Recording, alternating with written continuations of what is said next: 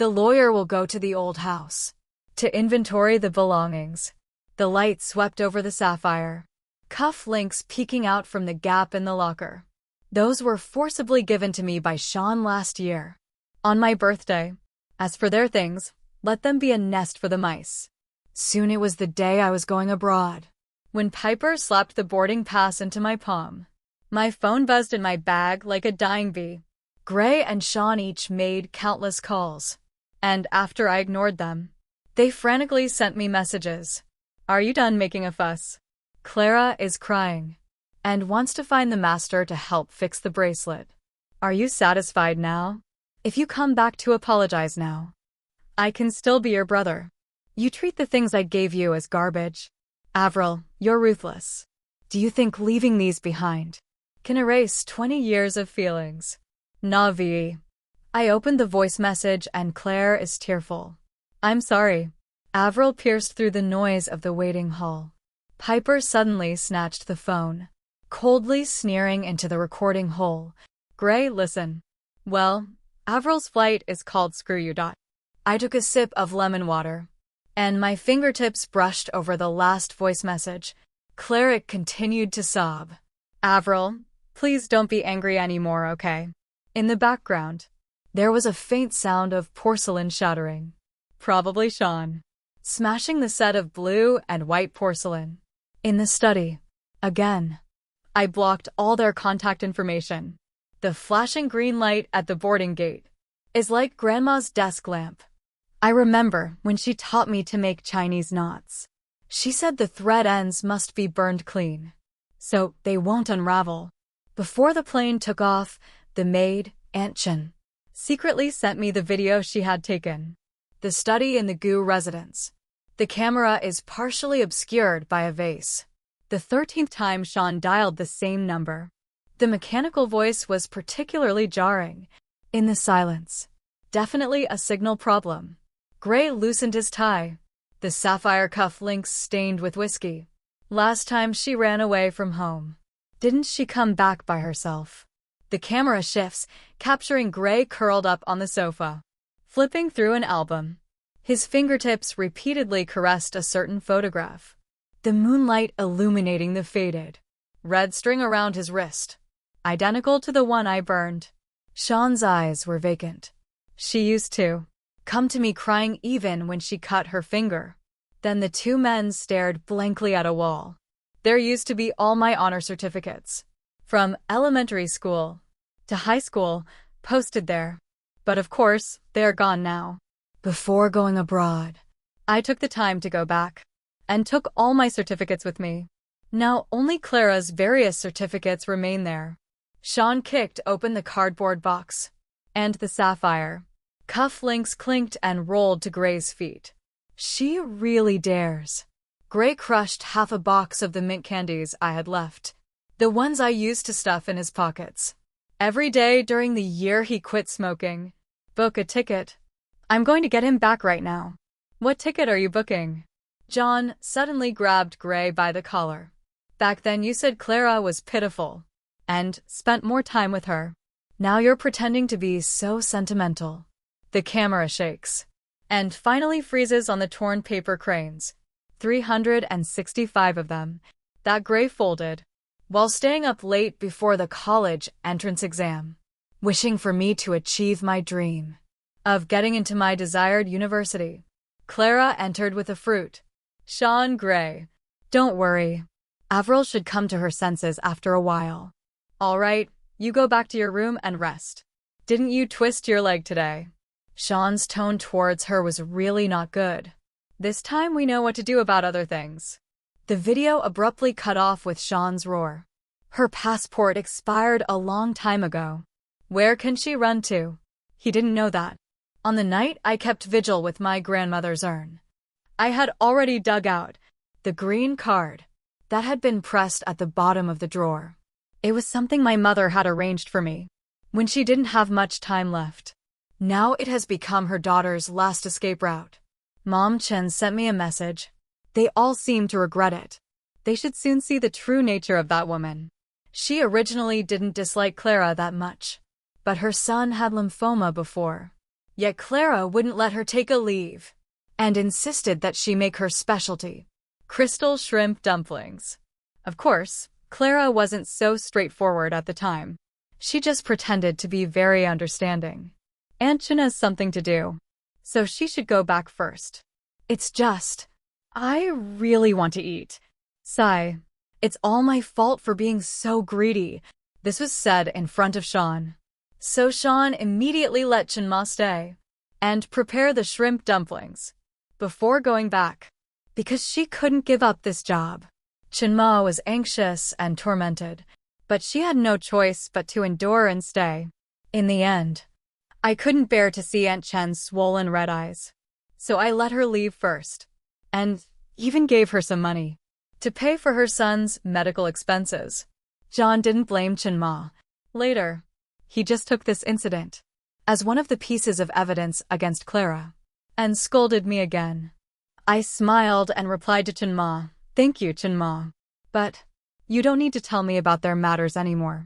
On the day I landed in Paris, there was a light fog, and Grandma Chen was waiting for me at Charles de Gaulle Airport, wrapped in a cashmere shawl. My grandmother always said she was a Chanel-wearing warrior. Sure enough, the old lady was cursing the taxi driver, who was overcharging her in French, while pulling out the keys to my new apartment and the job offer from the Design Institute from her Hermes bag. "Your grandmother entrusted me to take care of you, and I can't let her lose face before God." Thanks to Grandma Shin's help, I hardly had to exert any effort to solve the most troublesome accommodation issue. Upon arriving in a foreign land, after a simple shopping trip, I made myself a light lunch, and after eating, I took a short nap.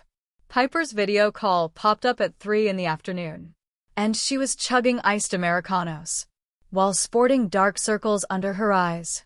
Clara now looks like a kicked chihuahua. Yesterday I went shopping and happened to see her pretending to faint and grabbing Gray's shirt corner. Guess what? Gray just shook her off and shouted, "Can you just be quiet for a moment?" The camera shook, revealing her computer's Facebook with two people's 99+ unread messages. Those two jerks are blocking my garage every day now. Sean even dug out the broken watercolor pencils you gave him in kindergarten, insisting that I must know where you are. She suddenly leaned closer to the camera and lowered her voice. Gray, with his scruffy beard, told me that every night he dreams of you, piecing the jade bracelet back together, revealing his name in the moonlight. I feel very sorry for Piper, because due to the partnership between her family and the Goof family, she can't block those two. You might as well go abroad with me, Piper. I would like to, but my dad is forcing me to take over the family business. Nowadays, I leave early and come home late, just to look at reports and accounts. Ugh, she said, becoming serious again. A bit worried. Those two bitches are sending people to look for you. Non-stop you. I comforted her. It should be fine. I used to go to the UK, the US, and Japan often. They probably wouldn't think I would be in France. But I thought it was somewhat beautiful, because half a year later, I saw Sean and Gray again.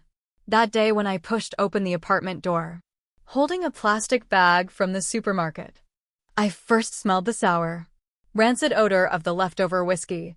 Ray curled up on the steps asleep, his suit wrinkled like a rag, the tie loosely tied around Sean's wrist. They had actually tied themselves together with the red string that had once bound my birthday gift, as if that would prevent them from losing each other again. Avril. Sean sprang up from beside the trash can, stubble sticking to a piece of dry leaf. He raised the Doryman thermos, a Christmas gift I gave him in middle school, with dried cola stains still stuck in the scratches on the cup. When Gray woke up, he knocked over the cardboard box by his feet, and I caught a glimpse of the exposed fragments of the cherry blossom specimen.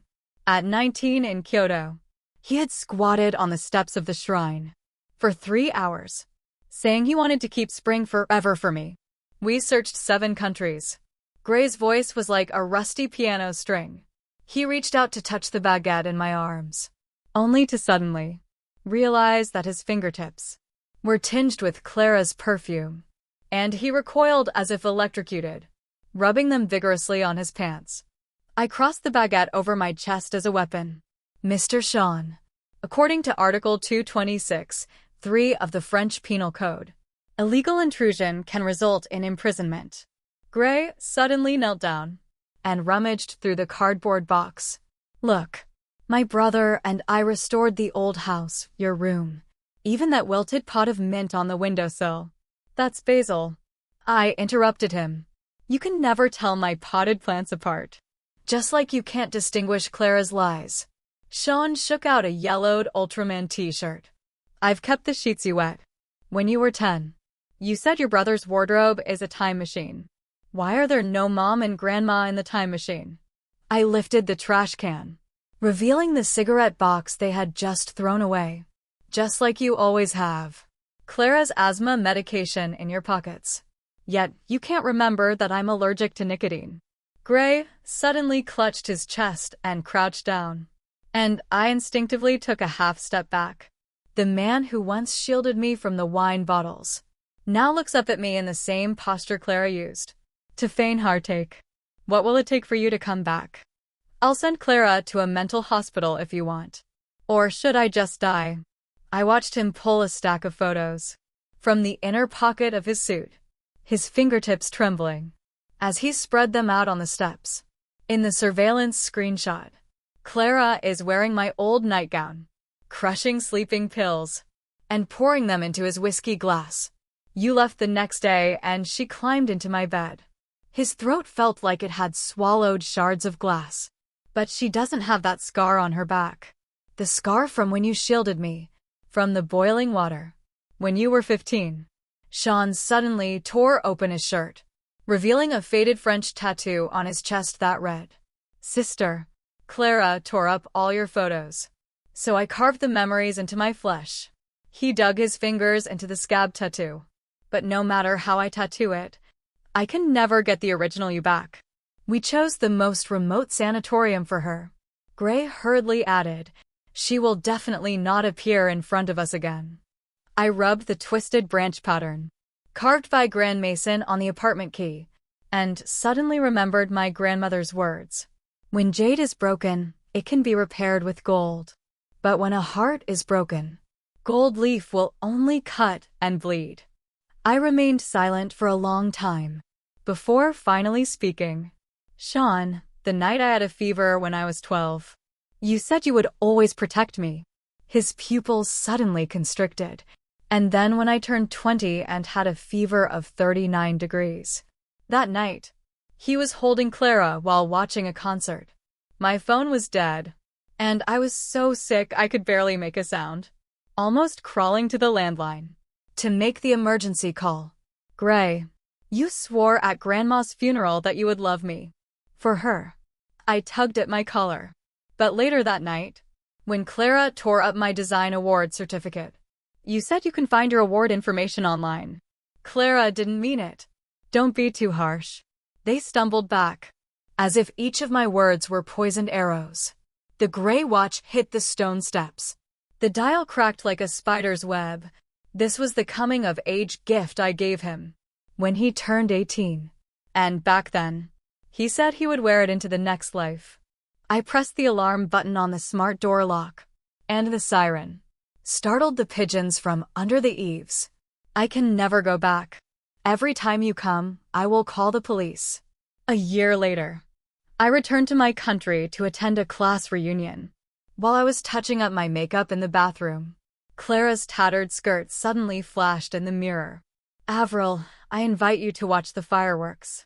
Her sweet, cloying voice mixed with the smell of ether pressed against the back of my neck, and at the moment the syringe pierced my skin, I thought to myself that the sanatorium really seemed unreliable.